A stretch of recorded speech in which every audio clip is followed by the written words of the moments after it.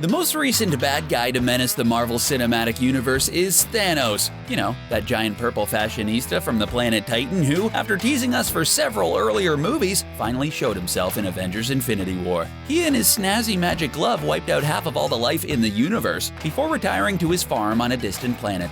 But is Thanos that bad? Is he beyond redemption? Can he make up for his horrific actions? We think he can.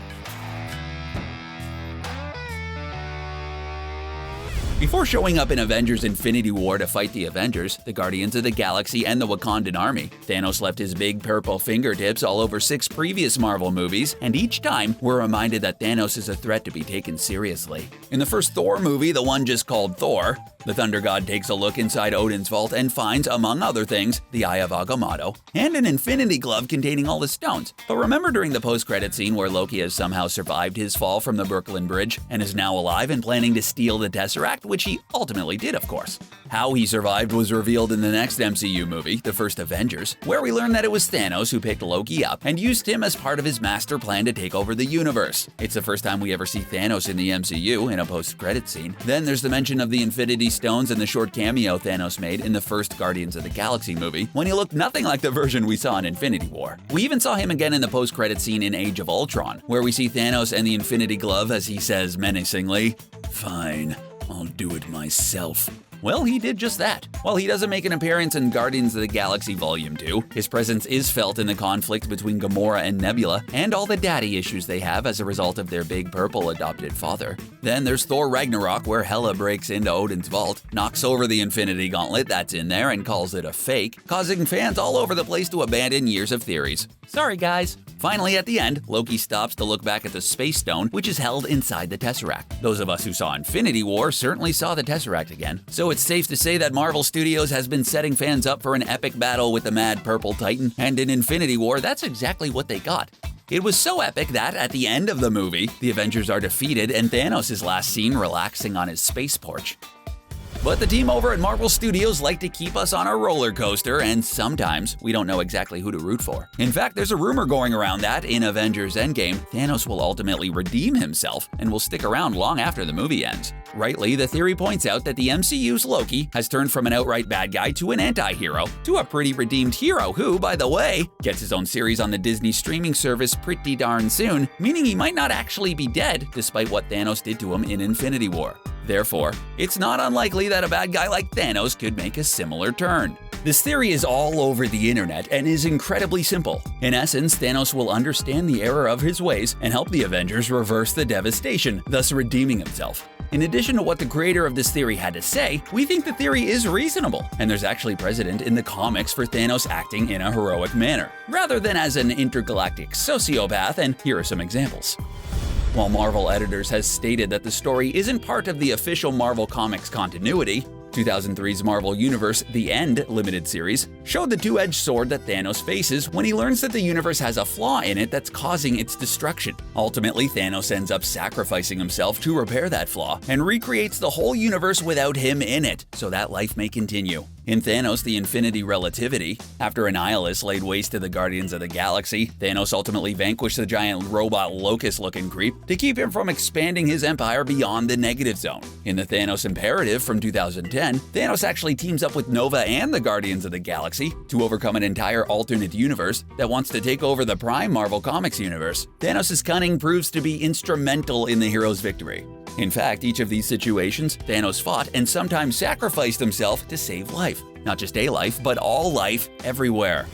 Longtime Marvel fans like you weren't surprised when Thanos snapped away half the life in the universe, because that was Thanos' plan all along. But you also weren't shocked by what appeared to be a cold-blooded mass murderer. Thanos' whole finger snap of doom, the reason he chased all of the Infinity Stones all over the galaxy, the whole reason he fought against the Avengers, the Guardians of the Galaxy, and the Wakandan army was, in the mind of Thanos, a noble and heroic cause. Thanos saw the suffering and destruction of planets as a result of overpopulation and a lack of resources. So he did what any sane Titan would do and got rid of half the population instead of doubling the resources. To Thanos, if the universe was better balanced so that there was more resources than sentient life, the universe could thrive. With enough resources to go around, that eliminates greed and war, so all creatures could live in prosperity and peace. Honestly, if it weren't for the whole killing half of everything concept, we'd be on board too.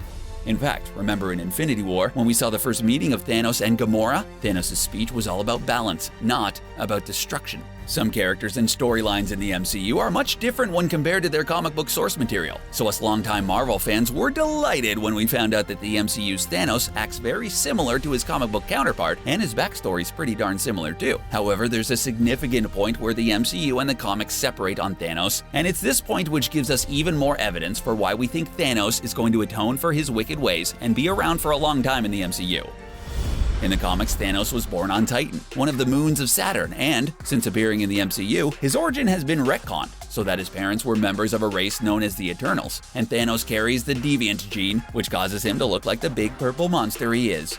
Now, we know that an MCU movie based on the 1978 series The Eternals is on the slate, and it's pretty clear that Thanos, being the only Eternal we've met so far, will be our gateway into the weird, crazy world Jack Kirby created when he unleashed the Eternals in their own comic book series. So if Thanos is the only known Eternal in the MCU, and we know that the Eternals are going to be a big part of the MCU's Phase 4, we're sure that Thanos will remain as a bridge between the MCU that we know and the MCU we have yet to encounter. With the assumption that Thanos won't avoid a sound trouncing in his anticipated second bout with the Avengers by somehow turning hero, the question remains, how will he do it?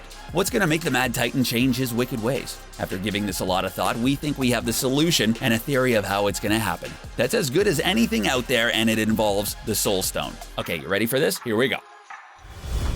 In the comics, the Soul Stone is sentient and has its own intelligence. It can manifest a will of its own. Furthermore, in Avengers Infinity War, we see a significant change in Thanos' action when the Soul Stone starts harvesting the souls eliminated in the finger snap of doom. One of the side effects of the Soul Stone is that the person who wields it also has the ability to feel the suffering of those beings who are stuck in the soul world. If you consider that the Soul Stone just consumed half of all the souls in the universe, most of whom were probably not happy about being separated from their reality, that's a lot of suffering. It all adds up, and perhaps as a result of experiencing all that extreme and concentrated pain, Thanos experiences an emotion he's not used to feeling: empathy.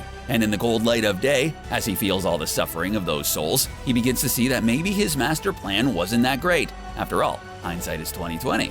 What we think is going to happen is, with all the heavy and sorrowful souls rolling around in the Soul Stone, Thanos will start to reflect on his actions and realize that all his regret, all his personal pain, started at one significant point, when he sacrificed one of the few things he loved in order to get the Soul Stone. This was the one stone he couldn't bully his way into getting. He beat up hero after hero, destroyed Vision, intimidated Doctor Strange into giving up the other stones, but the only stone that required anything in return was the Soul Stone, for which he sacrificed his adopted daughter, Gamora, on Vormir. Red Skull, the stone's guardian, was stuck with guard duty because in order to get the stone, one has to sacrifice something they love. And as we're sure you know by now, Red Skull loves nothing, except maybe Hydra.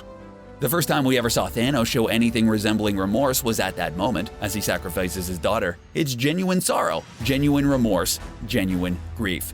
So here's what we think is going to happen. We've watched Thanos' other daughter, Nebula, come to peace with her past and build a positive relationship with her sister, Gamora. Nebula, like Loki, has slowly been turning from a villain to a hero and, like her sister, has some serious issues with Daddy Thanos. What with all the cyborg parts he put in her and everything, Once Nebula learns that the only family she's ever really known has been destroyed by Thanos, who has done little for Nebula except make life extraordinarily difficult and painful, Nebula's warrior instincts kicks in. At some point in Avengers Endgame, we think Nebula will confront her big purple daddy, who's already feeling the burden of all the suffering souls he snapped away at the end of the previous movie. After a fight, because whatever two characters in a Marvel movie or comic book meet, there's always a fight, Thanos will be overcome with emotion. First, he'll feel the stress and anguish of literally billions of souls he's snuffed out, which we're sure he wasn't accounting for in his plan's first draft. But he'll also be overcome with the rage and pain he's caused the only other thing he's professed to love, Gamora. Being forced to face the incredibly unpleasant consequences for his own actions, as well as the consequences affecting the billions of souls he wiped out,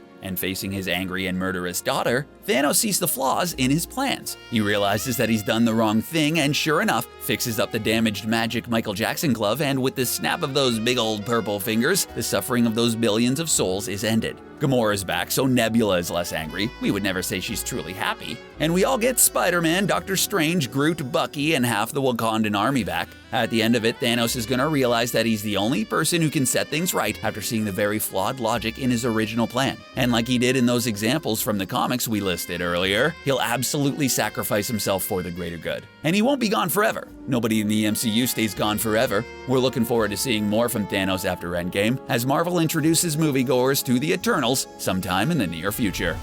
And that's why we think Thanos will redeem himself in Avengers Endgame. Do you think he'll make up for his evil ways in the movie? Is there anything we may have missed? Let us know in the comment section below, and don't forget to subscribe to CBR for more MCU content. Thanks for watching.